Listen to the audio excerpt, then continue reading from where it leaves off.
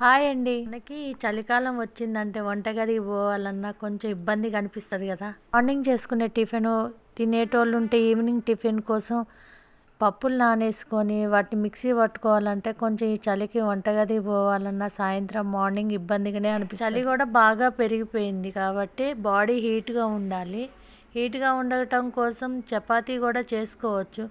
చపాతీ కూడా చేయటం కొంచెం ఇంట్రెస్ట్గా అనిపించినప్పుడు ఇట్లా అప్పటికప్పుడే రెడీ చేసుకోవచ్చు. గోధుమ పిండి దోశ ఇట్లా బాగా కలుపుకొని ఒక హాఫ్ అన్ అవర్ పక్కా పెట్టుకోవాలి. ఈ పిండిని సాల్ట్ రెగ్యులర్గా చేసుకునే దోశలతో పాటు ఈ దోశలు కూడా ట్రై చేసి చూడండి, చాలా టేస్ట్. పిల్లలు స్కూల్ నుంచి వచ్చినా కానీ ఆఫీస్ నుంచి వచ్చినా అప్పటికప్పుడు ఈ దోశలు పోసుకోవచ్చు. చట్నీ కోసము కొంచెం కొత్తిమీర, కరివేపాకు, పుదీనా, కొంచెం చింతపండు, కొంచెం అల్లం ముక్క, నువ్వులు, ఎండుమిరపకాయలు, పచ్చిమిరపకాయలు, పుట్నాలు, కరివేపాకు, జీలకర్ర. ఇది ఫ్రై చేసే క్లిప్పింగ్ అనేది నేను కెమెరా ఆన్ చేయలేదు, ఆయిల్ పోసింది ఒక్కటే అవపడుతుంది. ఇందులో వెల్లుల్లి కూడా యాడ్ చేశాను. నేను వీడియో ఆన్ చేశాను అనుకున్నా కానీ ఆన్ చేయలేదు, ఫ్రై చేసే క్లిప్పింగ్ రాలేదు.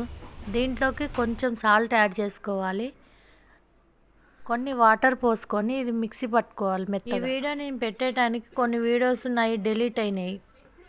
ఈ దోశలోకి సాల్ట్ తగినంత వాటర్, మరీ తిక్కుగా ఉండొద్దు, మరీ పతలాగా ఉండొద్దు. ఈ దోశ మామిడికాయ పచ్చడిలో బాగుంటుంది, నిమ్మకాయ పచ్చడి, ఎల్లిపాయ కారము అన్నిట్లో తినొచ్చు దీన్ని. ఇంట్లో గోధుమ పిండి రెడీగా ఉన్నదంటే ఎప్పుడంటే అప్పుడు ఈ దోశను వేసుకోవచ్చు. చలికాలం వచ్చిన కాంచి మేము రోజైనా ఈ దోశలు కంపల్సరీ వేసుకుంటున్నాము. చపాతీ వేసుకోవచ్చు కానీ చపాతీ కన్నా ఈజీగా అయిపోయేది ఇది ఒక్కటే. ప్యాన్ హీట్ అవ్వగానే ఒక చుక్క ఆయిల్ వేసుకొని ఆనియన్తో బాగా స్ప్రెడ్ చేయాలి. ఎందుకంటే దోశ అతుక్కోకుండా మంచిగా పైకి లేస్తూ మనకి నచ్చినట్టు కాల్చుకోవచ్చు. ఈ వీడియోలో నేను చూపిస్తున్నట్టు ఈ దోశ పోస్తుంటే ఎట్లున్నదో ఆ విధంగా అట్లా కలుపుకోవాలి. దోశ గంటతో పెనం మీద పోసినప్పుడు ఎమ్మటే ఇట్లా జారిపోయినట్టుగా ఉండొద్దు. ఇట్లా వేస్తే కొంచెం అంతా స్ప్రెడ్ అయ్యి మనం గంటతో తిప్పుకునే విధంగా ఉంటే దోశ మనం ఎట్లా అంటే అట్లా కాలుతుంది.